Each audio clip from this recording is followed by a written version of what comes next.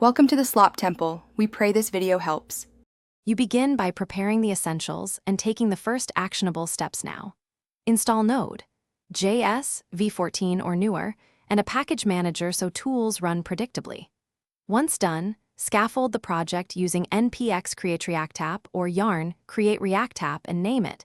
This gives you a working structure immediately.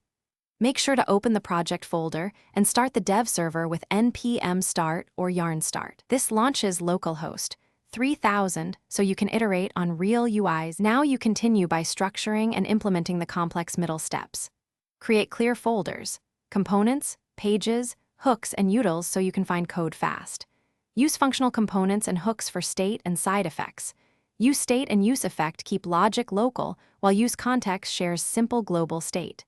Then integrate React Router DOM version 6 for navigation, and apply lazy and suspense to split bundles. This reduces initial load and makes your app scale as you add features and pages.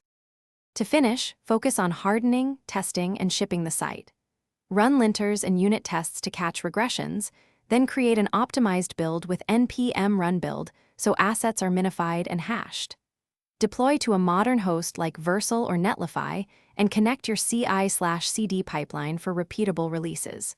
If something breaks, first check the build logs and source maps, then reproduce locally. This quick triage usually reveals config or dependency issues you can fix before rolling back a release.